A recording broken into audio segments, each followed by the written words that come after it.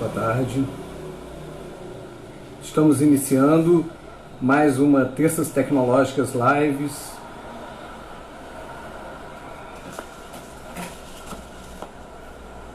E essa aqui é a edição especial do Mês Nacional da Ciência, Tecnologia e Inovações.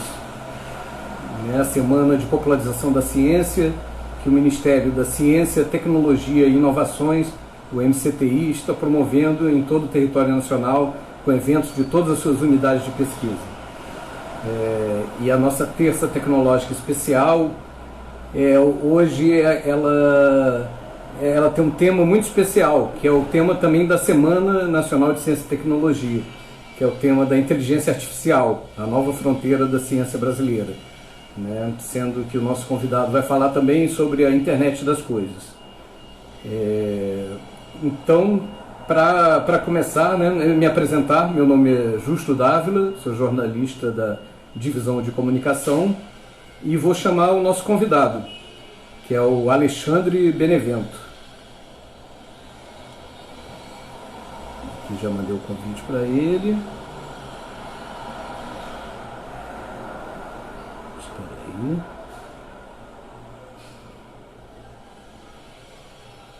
Não, ainda não. Ah, tá aqui. Eu localizei, mas ele está entrando aqui como pesquisador.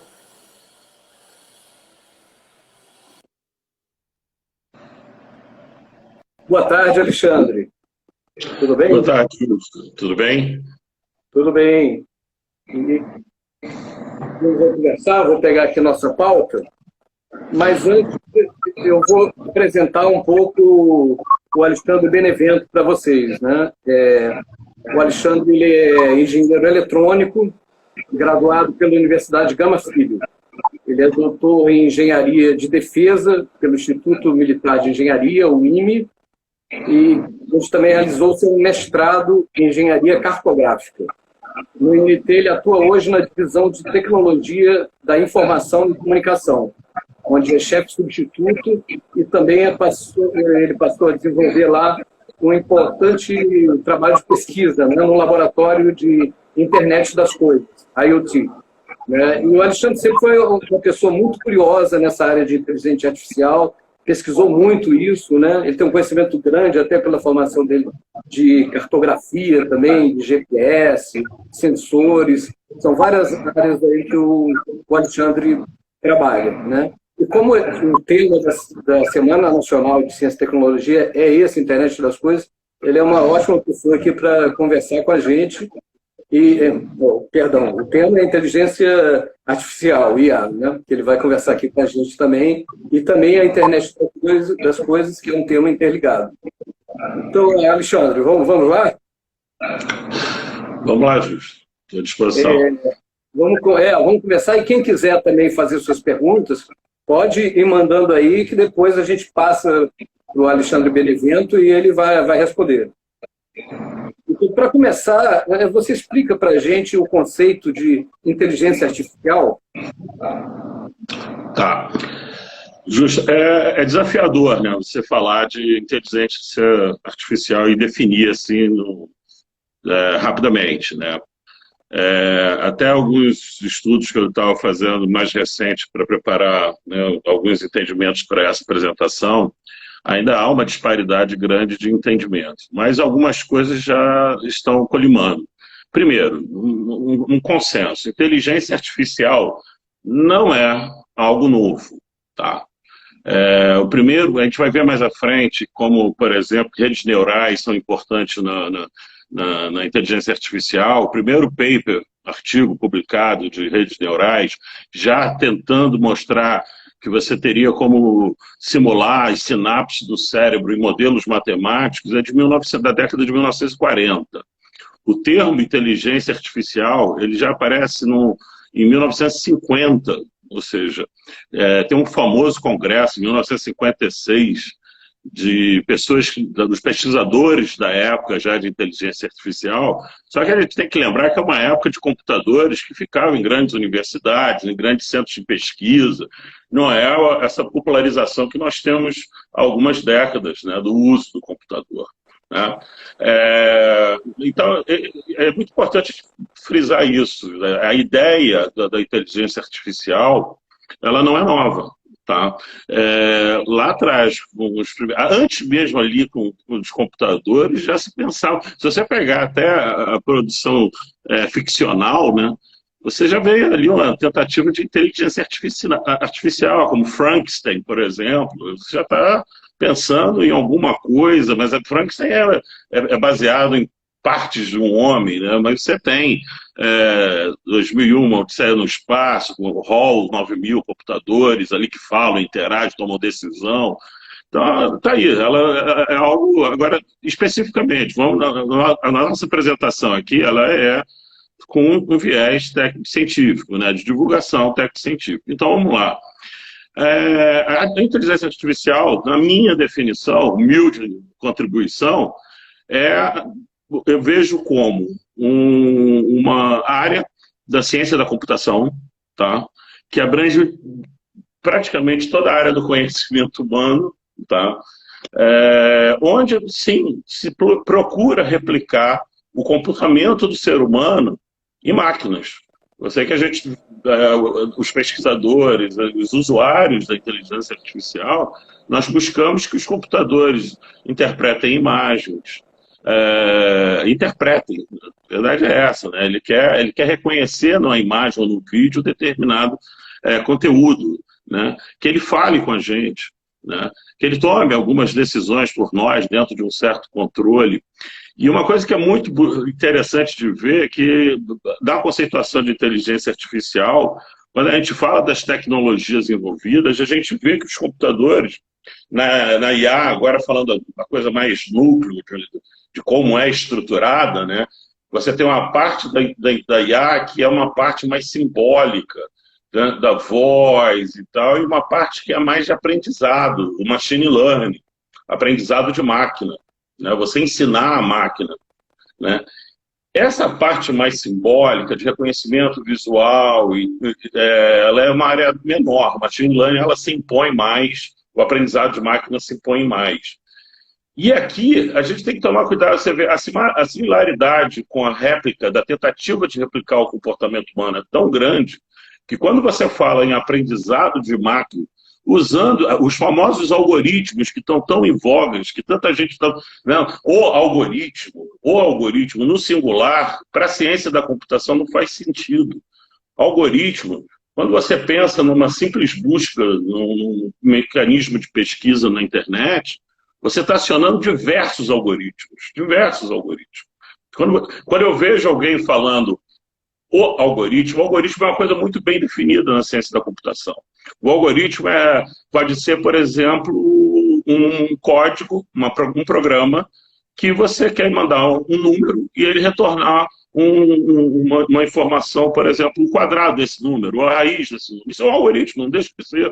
Pode ser uma função da linguagem, mas pode ser um programa. Você tem algoritmos mais complexos. Você pode fazer um algoritmo, por exemplo, que você pega a matriz, todo mundo tem um certo medo de matriz, aquele conceito da matemática, que você joga uma matriz N por M e ele devolve para você a transposta, quer dizer, ele faz toda a matemática e dá o resultado pronto. Isso é um algoritmo. Quando eu vejo o algoritmo sendo aplicado no singular, já me remete que o algoritmo está tomando uma questão social, ele está saindo da... E tem que tomar, não é crítica minha, não. Quer dizer, é quase que um uso da inteligência artificial, é quase que um sinônimo. Quando começa a se falar em algoritmo, que o algoritmo se comporta assim, você já está quase que botando os dois num patamar de sinônimos, entendeu? De novo, a parte do machine learning, como a gente tenta reproduzir, é tão bacana que você tem que ensinar a máquina a se comportar bem. Se você ensina mal a máquina, é que nem criança, é que nem educar uma criança, entendeu? Se você educa mal a criança vai ser a criança mal educada. A máquina precisa ser bem educada. Então, quando a gente entra em aprendizado de máquina, essa máquina tem... Tanto é que tem um aprendizado de máquina que você pode deixar a máquina aprender em cima de uma base de dados, ou seja, ela vai recebendo dados. E aí a nossa conexão com a internet das coisas, e ela vai aprendendo novas formas de entender aqueles dados, tá? Isso a gente chama de aprendizado de máquina não supervisionado, mas tem aprendizado de máquinas para inteligência artificial que tem que ser supervisionado. Senão a máquina sai fazendo besteira, entendeu? A máquina pode aprender errado, como uma criança pode ser educada erradamente, aprender algo errado. Então é isso, é a tentativa da gente reproduzir.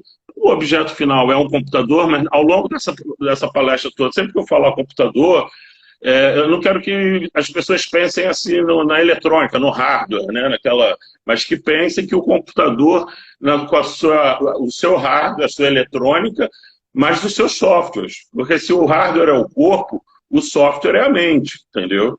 Então, falar de computador um sem o outro também não faz sentido. Mas, em última análise, também a gente tem muita gente que leva para a questão da robótica. Inteligência artificial é um robô que fala, vê, né? É interessante a gente ver, por exemplo, que a gente espera alguns comportamentos da inteligência artificial, mas algumas áreas são um pouco mais negligenciadas. Por exemplo, a gente não espera um paladar no robô. Por enquanto, tem pesquisas feitas para paladar. Tem, mas é muito específica, para aplicações muito específicas, entendeu? Você não espera o fato de uma inteligência. Tem, mas são aplicações muito específicas. A gente espera, sim, reconhecimento visual, de fala, né? São aí os assistentes pessoais que estão... Você espera que ele entenda seus comandos, quer dizer... Então, acaba que a gente se prende aos sentidos que são dominantes ao homem também. É muito parelho, entendeu? E é isso, é reproduzir na máquina. E, no caso, é reproduzir algo inteligente. Algo inteligente, sim, que tem autonomia, que tem um certo grau de autonomia, que tem a memória. A inteligência artificial se espera e se estuda, tem toda uma tecnologia e redes neurais específicas para tratar de memória na inteligência artificial, né? Então, eu acabei indo até um pouco além, mas é a forma que eu apresentaria como uma definição para IA. Bacana, Alexandre. Eu vou aproveitar, como a gente tem a questão do tempo, eu vou fundir duas questões que eu tinha aqui numa só, que é o que mudou, né, nessa área de conhecimento da IA, mostrando que ela tem 70 anos, né? O que mudou e para onde que ela ainda pode se desenvolver, né? Perfeito. O que mudou, e que mudou muito mesmo, lembrando, né, já fiz uma apanhada, uma passada muito rápida pela história, definitivamente foi a capacidade de computação, aí assim está falando de hardware, né, o aumento da capacidade de computação.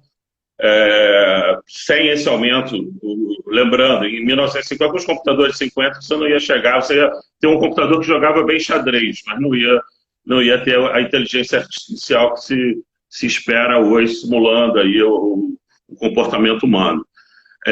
E o desenvolvimento de software, né? Os softwares ficando cada vez mais complexos, em nível de complexidade absurdo, em várias áreas de novo, em reconhecimento de voz, de imagem, de forma de atuar, na robótica, sem sombra de dúvida, enfim. Então, é a programação que roda em si numa base computacional, mas é uma computação que roda numa eletrônica embarcada num robô. Quem já viu aqueles robôs da Boston Dynamics, você acaba se identificando, quando os pesquisadores chutam ele, eles se estabilizam de novo. Você fica com raiva do cara chutar um robô, mas ele está testando o robô, quer dizer... Então, definitivamente, o que evoluiu? Capacidade de processamento. A gente costumam dizer que teve ali a década de 70, 80, 1970, 1980, foi uma época negra da inteligência artificial, que ela ficou meio esquecida por alguns, entendeu? Ela saiu um pouco ali da evidência. Isso são alguns autores, não são todos. Porque foi exatamente um período que está chegando os microcomputadores, 70, um microprocessador, né? E aí você tem um software de editor de texto, ele já era pesado o suficiente, entendeu? Ele já demandava a capacidade de processamento uma planilha muito elaborada, já começava a sobrecarregar teu computador. Hoje não.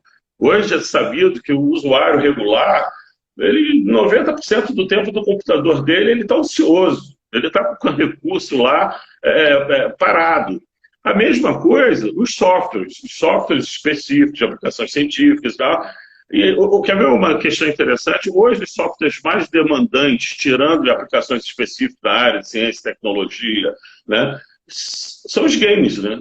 Hoje, você para jogar, os jogos chegaram, os gamers chegaram num patamar e você precisa de um supercomputador, de um computador muito bom, senão você não joga, né? Você tem os jogos para celular. E o que eu vejo aí, para fechar, existe um conceito, não vai dar para a gente passar, mas alguns autores também acham que a inteligência artificial ela passou por 3 fases já. Essa, que digamos que já ficou para trás, onde a eletrônica, não havia capacidade computacional suficiente para rodar os softwares complexos que se precisa para você ter algo que você possa chamar de inteligência artificial, né? Essa já ficou. A gente está vivendo a segunda onda, tá? E dizem da terceira onda. A terceira onda seria a singularidade para a inteligência artificial. O que seria a singularidade para a inteligência artificial? É quando alguns pesquisadores, eu sou um pouco cético quanto a algumas opiniões, mas eu acho que isso vai acontecer, é quando a inteligência artificial ela ultrapassa a inteligência do ser humano. Isso é chamada singularidade do ser humano. E aí nós entraríamos numa terceira fase. O mais próximo que se tem notícia, alguns autores falam em 2045, outros falam em 2030, eu acho esses otimistas demais, entendeu?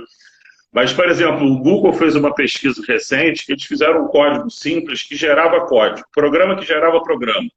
Ele era inteligente, para ele saber programar, ele era inteligente.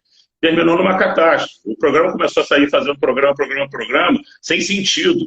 Entendeu? É um caso de um aprendizado, deram premissas iniciais para aquele programa, para gerar novos programas que não eram boas. E ele saiu fazendo besteira. E daqui a pouco tiveram que desligar o computador, porque senão ele ia estourar o espaço de armazenamento. Então, fica essa mensagem. Que a gente tem aí um lado bom e o lado ruim, mas temos que ter muito cuidado. O aprendizado da inteligência artificial é uma mensagem muito importante. A singularidade, quando chegaremos lá, é um ótimo debate. Só o debate da singularidade, da inteligência artificial. O conceito de singularidade ele existe na física, ele existe em vários pontos. Eu estou falando especificamente da singularidade na inteligência artificial. Aí a gente considera quando a máquina ultrapassa a capacidade do homem. E é isso. Benevento, e a questão da internet das coisas, né? A IoT, ela tem a ver com a inteligência artificial? Tem. Né? Eu, aliás, já fiz até um link agora há pouco. Né? Quando eu falei de aprendizado de máquina, machine learning, que é o cerne aí da inteligência artificial, a máquina aprendendo, você precisa dar input, você precisa de uma base de dados para essa máquina está recebendo informação e aprendendo, criando novos padrões de reconhecimento, de análise, usando o software específico. A internet das coisas, ela é por premissa, né? São dispositivos que têm conectados, né? E que ele tem uma função, normalmente de sensor, né? De medir algo, de monitorar algo e de atuar nesse ambiente também, seja lá o que for. Esse dispositivo, normalmente, ele gera dados.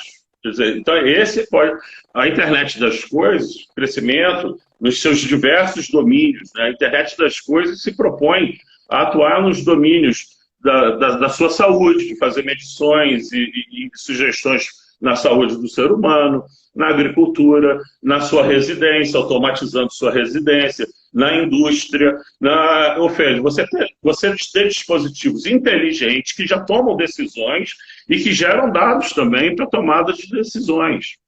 E a partir do momento que ele está gerando dados, quem vai ter que tratar esse dado é uma inteligência artificial, esse volume de dados, porque o homem não é bom de tratar volumes muito grandes de dados. Vamos pegar a agenda. Se você consegue a agenda do seu telefone, você consegue saber todos os telefones que estão na sua agenda? Não.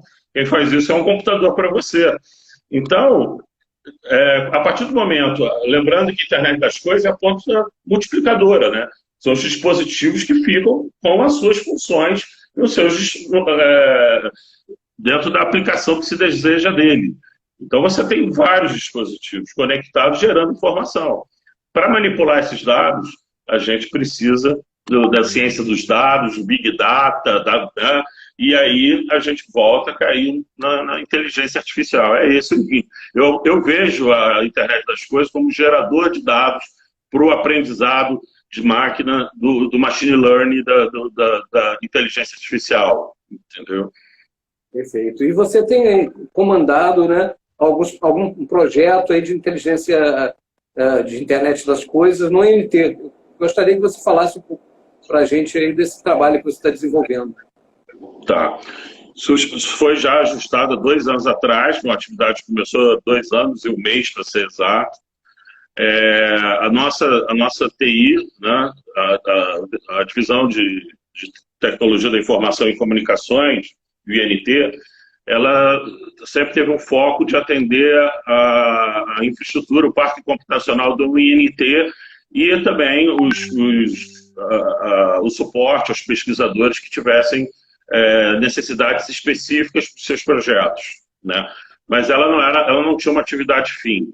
Nós, há 2 anos atrás, nós conceituamos que nós precisávamos, a nossa TI, ela deveria ter uma área de pesquisa específica e, nós conseguimos montar, nós temos hoje um laboratório montado, que eu coordeno esse laboratório, onde a gente foi feito todo um estudo para sabermos qual plataforma de hardware nós iríamos utilizar, porque para a internet das coisas você precisa de hardware barato, com capacidade de processamento, quais os softwares. Uma premissa que nós definimos lá atrás é só trabalhar com software livre. Nós não trabalhamos com programas licenciados, nós trabalhamos com a filosofia de código aberto, enfim. Então, essa foi a montagem, né? E nós temos projetos em andamento, já atendemos empresas que já chegam com demandas. Então, a gente já pode agora, a gente já está orientando empresas, algumas com sucesso, outras as demandas que eles têm a gente não pode atender, mas a gente já tem essa capacidade de atendimento nessa tecnologia, que é interessante falar também. Internet das coisas está muito em voga nos últimos anos, mas também não é tão nova como se pensa. Ela se torna mais viável a partir do momento que você amplia o acesso à internet, né? Mas o conceito ele já existe na década de 1970 também, tá? Quer dizer, bem lá nos primórdios, o conceito também já existia, né? Você ter uma unidade autônoma com propósito específico, gerando dados e atuando naquele ambiente com algumas premissas pré-definidas, tá? Certo. Que outros usos você acha promissores aí para a internet das coisas? Tem muita coisa, Justo, muita coisa.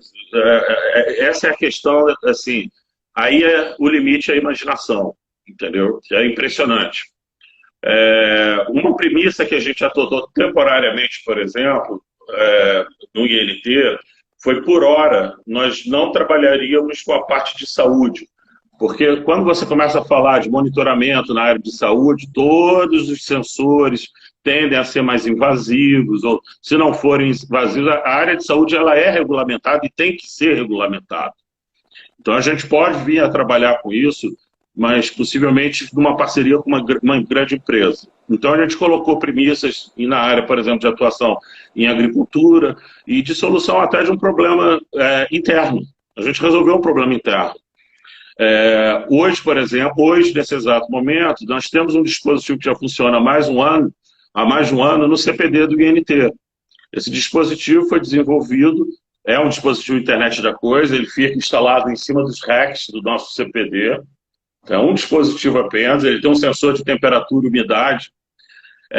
Ele mede de 5 em 5 minutos a temperatura e a umidade lá do nosso centro de processamento de dados. Nós definimos que 24 graus era uma temperatura limite. Se ele faz a medida de 5 em 5 minutos e está abaixo de 24 graus, ele pega esse dado, joga na nuvem, você pode ver o gráfico no aplicativo de celular e tal. Mas se ele a temperatura do CPD tiver a 25, porque nós temos backup para energia elétrica. Ou seja, se faltar energia elétrica na região do INT, nós temos backup para manter a nossa infraestrutura, nossos servidores, armazenagem, storage, tudo funcionando. Mas os ar-condicionados não. Você manter ar-condicionado operacional requer gerador, grupo gerador, é complexo, a gente não tem essa infraestrutura. Então, a tendência é da temperatura do CPD crescer. Se a luz não voltar e a condição de refrigeração se restabelecer, a gente tem como remotamente até fazer o shutdown do nosso CPD, para não comprometer o investimento feito, um investimento muito significativo, inclusive, no parque computacional do Instituto, né, na infraestrutura primária, né, no centro de processamento de dados nosso. Se passar de 24 graus, ele entra no modo de contingência, ele sozinho, ele manda um e-mail para toda a parte de suporte, chefia, coordenação, ele manda um e-mail. Então é um dispositivo que custou R$169 para ser construído, não em escala de produto, mas em escala de projeto. Custou R$169, e ele hoje foi acionado, ou seja, hoje um ar-condicionado deu defeito, e ele avisa, a gente fica sabendo, monitora, e aí ele entra no modo de contingência, que ele passa a ler a temperatura e umidade de 1 em 1 minuto e manda um e-mail de 1 em 1 minuto, com o assunto da mensagem é a temperatura do CPD. E ele vai ficar assim até uma providência ser tomada e a situação de normalidade da temperatura é lá. Tem outros, a gente teve um projeto, uma empresa, com a Rio Rural, que queria irrigação, mas parque de irrigação, nós já tivemos aí de dispositivo para combate a incêndio, automatização residencial, de novo, a possibilidade é a imaginação. Certo. Benevento, eu vou fazer uma última pergunta, porque a gente já passa para as perguntas do público que estão chegando, né? Então, perfeito. A última pergunta que eu queria é saber das tecnologias de internet móvel, né? O 5G. Que importância que ele tem para a implementação aí dessas tecnologias de internet das coisas? Tá. Eu estou monitorando o tempo aqui, então eu sei que eu posso fazer mais uma inserção. Normalmente se dá muito exemplo de internet das coisas da geladeira. Existe geladeira que já monitora e tal. Eu acho esse exemplo muito ruim. O primeiro é que essas geladeiras custam quase uma centena de milhares de reais. Então, mas seria a geladeira que vai vendo o que você está tirando e automaticamente faz um pedido para você. Esse exemplo foi usado há 2 anos atrás. Você falava internet das coisas, era o exemplo da geladeira. Eu faço questão de falar porque não acho um bom exemplo. Não é que não vai acontecer, já está acontecendo, já existe um produto de um fabricante, mas não é para mim o melhor exemplo. É um exemplo só. Com relação a você ver, qual é o grande problema da internet das coisas, como eu falei lá no passado, se o conceito não é novo? É a questão do acesso à internet, né? A disponibilidade do acesso à internet. A gente sabe que quando você pega uma estrada, daqui a pouco você já está sem sua conexão, né? Quando você entra numa área mais rural. Esse problema não afeta só o Brasil. Isso afeta, por exemplo, se você pegar no interior, a 70 quilômetros, tem um youtuber de tecnologia, ele mora a 70 quilômetros de Nova York, já numa área rural. Ele só conseguiu um acesso por fibra ótica na casa dele, e só tinha uma empresa que chegava lá com uma internet de baixíssima qualidade. Então, olha o problema. Esse problema não afeta o Brasil. Vem o 5G. O problema do 5G é que estão politizando uma tecnologia. Isso é problemático, tá? Porque se fala de vazamento de dados de uma determinada empresa, de determinado país, essa empresa tem toda a estrutura do 4G. Aqui no Brasil, eu te garanto que mais de 80% dela foi essa empresa que forneceu. Então, se ela está capturando dado, ela já está capturando dado há muito tempo. Entendeu? Com relação a 5G, a minha principal mensagem é o seguinte: tem se falado que o 5G, a internet das coisas não acontece sem o 5G, porque o 5G Eu não concordo com isso. Na maior parte das aplicações de internet das coisas, tirando quando você está fazendo algum tipo de mapeamento de vídeo que demanda um tráfego de dados pelo dispositivo com o seu centro para onde é seu repositório de dados, e aí sim, quando você fala de vídeo, mesmo com compactação, você está trafegando volumes grandes, na maior parte das aplicações de internet das coisas, você trafega pouco volume de dados. Na maior parte das vezes, o dispositivo que eu falei lá, que eu dei o exemplo, que monitora a temperatura do CPD, ele manda, a cada 5 minutos ele manda uma temperatura, uma umidade, entendeu? De novo, tem aplicações que vão demandar banda, velocidade, sim, mas não são todas. A grande maioria das aplicações que vê para a internet das coisas hoje em dia não são grandes demandantes de banda nem de velocidade. Tá? Inclusive, é o contrário. Eu não uso para transferir dados um protocolo famoso HTTP, que é o que a gente navega, porque ele é pesado. Eu uso um protocolo MQTT, é um dos protocolos, que é um protocolo de otimização. Ou seja, um protocolo de baixo consumo de dados. Acho que o 5G vai chegar, né, a internet, viabilizando, por exemplo, quem tem problema naquela última milha. O que é a última milha? É quando a fibra ótica chega ou não chega no seu prédio, ou é um par trançado, né? A tendência do 5G, uma vez tendo cobertura, é chegar, ou seja, o sinal vai chegar para você, a sua internet já não vai ter, talvez, o roteador não vai estar lá na rua, dentro da prestadora, entendeu? Ou vai ter um roteador, mas ele já vai chegar via sem fio, entendeu? Agora, essa evolução da abrangência da internet, ela continua sendo um problema na área rural. E ela é um problema maior ainda, que como ela trabalha com frequências maiores, você precisa de estação rádio base mais próximas.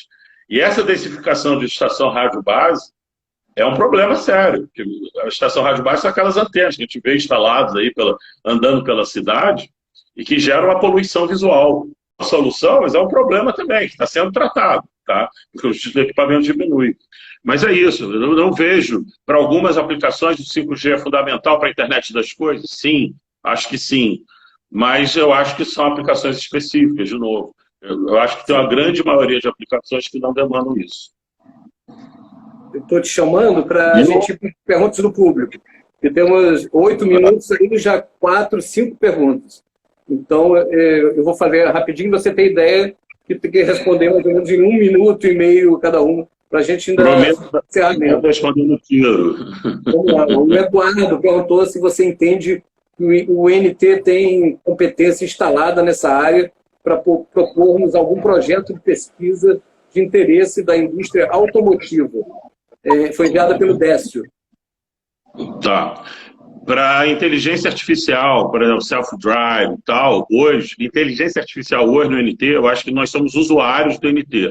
Nós não somos protagonistas de desenvolvimento de inteligência artificial. Eu acho que a gente pode chegar lá, mas a gente não está lá ainda. Para a internet das coisas, sim, nós temos proficiência hoje para atuar no setor automotivo sem problema algum. Tá? Mas eu fiz distinção das duas abordagens, né? Para a inteligência artificial, não. Para a internet das coisas, sim. Perfeito. Como agora do Ricardo Castro, como você vê os desafios a serem enfrentados para avançar nessa nova linha de atuação de IoT no INT? A gente já tem um laboratório que está montado, que tem infraestrutura, a gente agora está precisando de recurso humano, como todos os colegas do INT que estão me ouvindo sabem disso, né? A gente vem passando sistematicamente por reduções de quadro, então capital humano. A gente precisa hoje muito de capital humano para que a gente tenha fôlego para crescer essa linha de pesquisa, né? Sem sombra de dúvida, eu acho... E um ponto que eu sempre levanto, que a gente está um pouco atrás, é na cibersegurança, na segurança cibernética. Ou seja, um dispositivo IoT, a segurança é muito importante. Eu vou dar um pequeno exemplo. 2 semanas atrás, está no YouTube, os hackers conseguiram invadir uma cafeteira que ela não moe os grãos, que ela joga água para fora, ou seja, a cibersegurança é um desafio. Então, eu digo, capital humano e cibersegurança. A gente tem que ter os nossos dispositivos, nossas pesquisas seguras. Precisamos de gente e precisamos que os nossos dispositivos sejam seguros e não vulneráveis a ataques de hackers, né? Perfeito. E Alexandre, o Luiz Fernando Pessoa mandou aqui pelo Instagram uma pergunta sobre quais os setores que serão mais beneficiados com a inteligência artificial.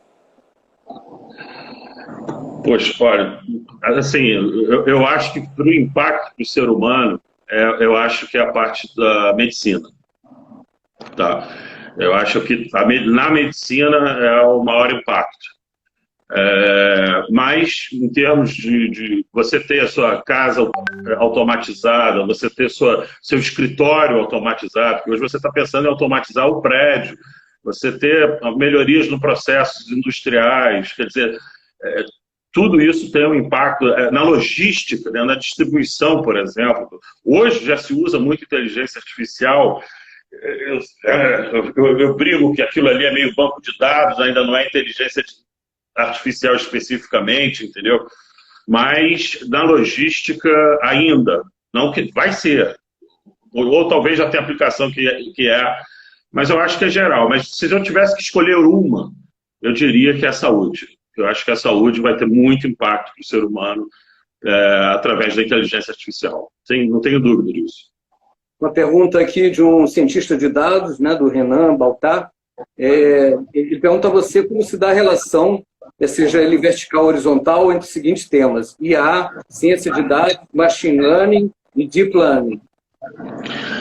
Eu diria que todos esses, o machine learning, deep learning, são da parte da ciência de dados e que estão completamente ligados àquele processo de aprendizado que eu falei, né? Que a inteligência artificial se baseia num entendimento simbólico, mas o forte é no machine learning, no data science, no deep learning, que é mais específico que o machine learning.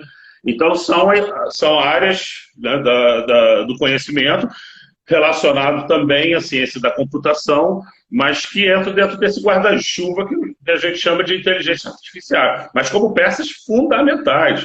Eu posso adicionar isso às redes neurais, enfim, outros elementos, mas os que ele citou são peças que estão dentro desse guarda-chuva fundamentais, importantíssimas, são tecnologias importantíssimos para que a gente tenha efetivamente inteligência artificial. Sem essas tecnologias, essa inteligência artificial não vai aprender, e sem aprender ela vai continuar sendo uma eterna criança, não vai evoluir. Perfeito. E a Valéria Felizmino está querendo saber aqui sobre a segurança desses sistemas, né? Uma vez que um hacker pode, por exemplo, desbloquear a porta de uma casa que tenha fechaduras inteligentes ou até mesmo acessar o sistema do INT. Estou perguntando aqui no caso do IoT. Eu acabei me antecipando um pouco a pergunta da Valéria, né? Que eu falei que uma das preocupações hoje do INT é exatamente a questão de segurança dos nossos dispositivos. Os projetos que nós trabalhamos, e citei o exemplo da cafeteira. O que acontece, só para complementar talvez uma adicionalidade, o que aconteceu com a cafeteira? Quem faz uma cafeteira, quem desenvolve um projeto de uma cafeteira que você liga de casa por um aplicativo, para chegar em casa já ter o café, enfim, né, que ela esteja conectada, o cara não vai imaginar que o hacker vai, mas deveria. Se o dispositivo está conectado na rede, ela tem que estar protegido com ataque cibernético. Ele tem uma inteligência ali. Dispositivos de internet da coisa têm capacidade computacional. Ele pode, daqui a pouco, transformar a sua cafeteira numa mineradora de criptomoeda. Então, não adianta. Se está conectado, tem que ter segurança. Então, é fundamental. Você vê a autocrítica que eu fiz. Eu fiz exatamente numa pergunta a crítica de vamos investir em cibersegurança, porque a gente não pode botar no mercado, a gente não pode transferir tecnologia sem garantir que aquilo ali está protegido. E eu tenho uma certa expertise disso no projeto anterior, mas por conta disso é que eu tenho a consciência da necessidade. E sim, isso é um problema sério. A cibersegurança para a internet das coisas é um problema seríssimo. É um problema seríssimo. Certo. A gente está no finalzinho agora, então eu vou pedir para você responder duas últimas perguntas aqui, já emendar com suas palavras finais. Uma é do Fernando Pessoa, novamente, que ele está perguntando: LGPD influencia no crescimento do mercado? Isso é uma pergunta. E a outra, o Décio queria saber também a questão do se a internet das coisas pode ajudar quem está em home office, no conforto, e ajuda esse pessoal que está trabalhando em casa. E aí eu peço para você emendar as suas considerações. A sigla LGPD é do satélite geoestacionário brasileiro, né? Sim, inclusive eu tenho... um pouco antes da live, eu estava aqui meio concentrado, eu estava pensando se eu falaria ou não, mas levantaram a bola, eu vou falar um pouquinho. Eu acho que o nosso satélite está subutilizado, tá? Principalmente nesse período de pandemia, e aí a gente está fazendo até uma autocrítica, porque esse satélite, ele embora da área de defesa, ele também tem o viés de acesso a áreas, né, principalmente no norte do Brasil, para a internet. Então, sim, ele é estratégico, principalmente para norte e nordeste do Brasil, para o acesso, né, para essa população, para essa divulgação, para essa penetração da internet em áreas remotas, que é um problema, como eu citei, no mundo, não é só aqui. No país continental, isso fica evidente, como eu citei, exemplo dos Estados Unidos, né? Perdão, eu peguei logo a melhor potência e botei como exemplo, 70 quilômetros de Nova York já tem problema. E sim, o caminho é pelo nosso satélite. E a segunda, desculpa para não ficar sem resposta, a segunda foi do Décio. Era sobre o trabalho de home office, se a internet das coisas pode ajudar esse pessoal que está trabalhando em casa. Pode. Aliás, o maior dispositivo de internet das coisas é o celular, né? Que é exatamente ele que nós estamos usando aqui. Esse é o verdadeiro, ele é a convergência de tudo, do computador, da câmera, do GPS, do navegador, dos sensores, né, de medidor de batimento cardíaco, para quem tem, oxigenação do sangue, oxímetro, enfim. A convergência no celular quantas outras coisas, né? Media player, enfim, eu podia ficar falando tudo que convergiu para o celular, inclusive... A gente esquece de falar do telefone, né? A gente faz live lá e falar é uma coisa quase que subutilizada do telefone. Mas sem sombra de dúvida, né? Esse é o maior dispositivo internet das coisas, é o celular. Ele é o top, é o master. E que virou aí, não vamos chamar de dependente, mas virou algo que a gente fica difícil viver sem, né? Aí eu emendar com o meu fechamento. Primeiro, agradecer ao INT a oportunidade, aí, a todo o apoio que vocês deram. Pô, brilhante, obrigado. Eu não sabia que fazer uma live, uma pessoa de tecnologia, eu não sabia que fazer uma live tinha tantas nuances como tem. Espero ter funcionado, mas para a audiência, nós tratamos de dois assuntos muito complexos, né? Então, se as pessoas puderem externar aí nas suas mensagens, se tem interesse de ver futuramente algo mais aprofundado sobre IA, inteligência artificial, ou um aprofundamento maior em internet das coisas, que nos façam saber, para que a gente possa pensar em um outro evento, pode ser num formato de live, ou até de outro jeito, quem sabe, para futuro, e atender se essa demanda existir. E agradecer muito a audiência, quem esteve aí. Eu não vejo, portanto, eu só vou saber da efetividade depois. Mas fico meus agradecimentos. Deixar seu e-mail, Benevento, para quem quiser entrar em contato e quiser esclarecer mais essa problema. Quem quiser, meu e-mail institucional do INT é alexandre.benevento, tudo minúsculo, perdão, @int.gov.br. Eu estou sempre... eu nunca deixo de responder o e-mail, até porque é obrigação do servidor público. Tá certo. Muito obrigado, Alexandre Benevento. A gente já vai encerrando aqui, porque o tempo realmente, como a gente conversava, é é corrido mesmo aqui na live, né? Mas anunciar até que a gente está vendo nos stories aqui do Instagram, a gente está com um quiz sobre inteligência artificial também, né? E continua essa semana as atividades do mês da Ciência Nacional de Ciência, Tecnologia e Inovações. E agora, dia 16, sexta-feira, o dia inteiro com atividades do INT. E no domingo ainda tem uma atividade também que é ciência de dados no basquete, também tem a ver com o tempo, né? Então é isso, muito obrigado em nome da Divisão de Comunicação, Alexandre Benevento. Obrigado a todos. Um abraço, tchau. Um abraço a todos, tchau. Obrigado.